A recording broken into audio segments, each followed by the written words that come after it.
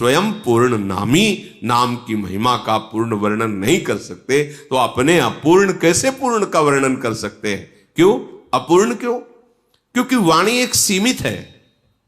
जैसे सीपी से समुद्र को उलीचा नहीं जा सकता, सीपी, ऐसे ही प्राकृतिक ब्रह्मा के द्वारा रची हुई बुद्धि से अप्राकृतिक चिदानंद प्रेम रसधाम नाम का पूर्ण वर्णन नहीं किया जा सकता। जितना भी वर्णन है वो यत्किंचित मात्र है। ऐसे राधा नाम चिंतामणि को आपने सुना, आपके कान के द्वार से आपके हृदय में पहुंचा, पर आपने आदर नहीं किया। भोगों की, विलासिता की, अहंकार की इन वृत्तियों में ऐसे बहते रहे कि राधा नाम भूल गए।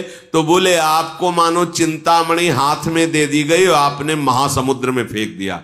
समुद्र का तात्पर्य अब आप चाहे जितना खोजो नहीं मिलने वाला, क्योंकि अथाह है ये संसार, समुद्र अथाह है। इसमें ऐसी तरंगे हैं कि बहते इतने दूर चले जाओगे कि ना सुनने लायक रहोगे और ना जपने लायक रहोगे। प्रत्यक्ष का प्रमाण नहीं, आप देख लीजिए। कृत्वा वश्यम शकल भगवत शेखरम सुधाम स्याद। श्रीपाद कह रहे हैं ये जो वृंदावन धाम है, ये भगवत अवतारों के जो शेखर हैं, शिरोमणि हैं, वो मूल निकुंज बिहारी जी हैं। ये जो निकुंज बिहारी ठाकुर हैं, इन्हीं से सब अंश कला अवतार प्रकट होते हैं। भागवत में श्री भगवान व्यास देव जी ने वर्णन किया कि भगवान श्री कृष्ण इन्हीं के अंश से सब। तो हमारे नवनिवृत्त निकुंज विलासी जो रसिक शेखर भी हैं और रस समुद्र भी हैं, उनको प्राप्त कराने में समर्थ है ये आश्रय। धाम का आश्रय, धाम का वास, श्यामा श्याम के चरणों की शरणागति और भगवत प्रेमी महात्माओं का संग, ये धाम का आश्रय है। आप कहां सत्संग सुन रहे हैं? धाम में। आप किससे सत्संग सुन रहे हैं? श्यामा श्याम के चरण रज आश्रित जनों से। आप कहां बैठे हैं? ब्रह्मेश्वरादि सुदरूह पदारविंद श्रीमत पराग परमाद्भुत वैभवाया। अद्भुत महासिद्धियां जिसमें छिपी हुई है, वो लाडली जी के चरण चिन्हों से चिन्हित इस परम पावन रज में बैठ करके आप सुन रहे हैं। इससे स्वाभाविक आपके हृदय में वो भाव प्रकट होगा जो रसिक शेखर प्रभु श्री कृष्ण को अधीन कर लेता है। कृत्वा वश्यम, कृत्वा वश्यम शब्द पर ध्यान दो। किसी तपस्या से, किसी साधना से, किसी व्रत नियम से भगवान को अधीन किया जाए, ऐसा नहीं आता। यहां कह रहे कृत्वा वश्यम, किसको? सकल भगवत शेखरम, समस्त भगवत स्वरूपों में जो शिखर पर विराजमान, अर्थात जिनसे समस्त भगवत अवतार प्रकट होते हैं, वो प्रभु श्री कृष्ण चंद्र, वो नित्य बिहारी श्री लालजू महाराज, इनको अधीन करवा देता है। कौन? श्री धाम का आश्रय, वास, प्रिया प्रीतम की शरणागति, भगवत प्रेमी महात्माओं का संग, ये एक ही बात है। इसे कई शब्दों में कहा जाता है, एक ही बात। जैसे भक्तमाल जी के रचयिता ने गान किया, भक्ति भक्त भगवंत गुरु चतुर नाम बपु एक, इनके पद बंदन किए नासत विघ्न अनेक। कृत्वावश्यम, फिर आपको विश्वास क्यों नहीं हो रहा? आप निश्चिंत क्यों नहीं हो जाते? क्योंकि ये अहंकार जो है गलित नहीं हुआ।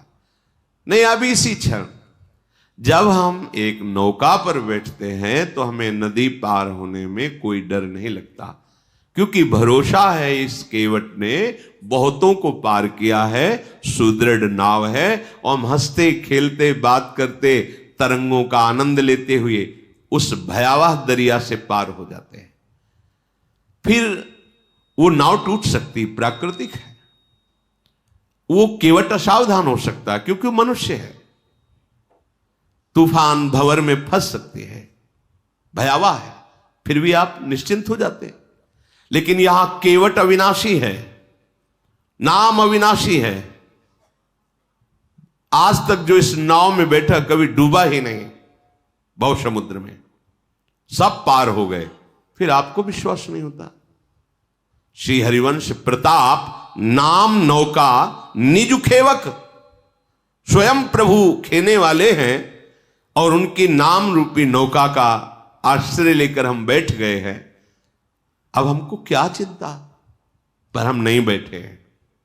बात यह है, हम बातें केवल करते हैं, हम अहंकार की नौका में बैठे हो। ये नौका जरूर डुबो देती है, कोई भी हो, चाहे तपस्या का अहंकार ही क्यों न हो, जितेंद्रियता का अहंकार, जानकारी का अहंकार, किसी भी तरह का अहंकार है, तो हम अहंकार की नौका में बैठे हो, ये नौका जरूर डुबोती है।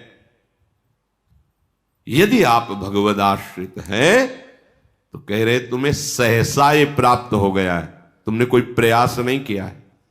मनुष्य शरीर किसी प्रयास से नहीं मिला, केवल भगवत कृपा से मिला। सेवक जी महाराज कहते 84 लाख के चक्र को बीच में रोक दिया।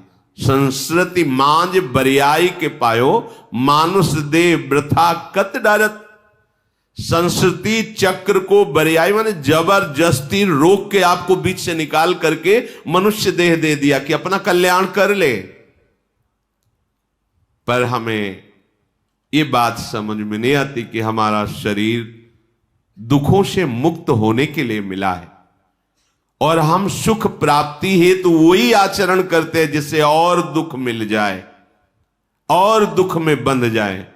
प्रभु से विमुख होकर कोई भी आप आचरण करें वो आपको बांध देगा, दुखों में बांध देगा, चाहे भले शुभ आचरण क्यों न हो, क्योंकि शुभ आचरण से आपको उत्तम लोक मिलेंगे। उन लोगों की आपके पुण्य बल से भोगों की वृत्तियां जो जो रही वो भोग आएंगे, और जब उन भोगों को भोग कर आसक्त होगे, आपका पुण्य क्षीण होगा, तो जबरदस्ती धक्का मार के हटा दिए जाओगे। उस समय जो दुख होता है तो परिणाम क्या मिला शुभ का, दुख ही तो मिला, फिर मृत्यु लोक में आ गए, बात बनी नहीं।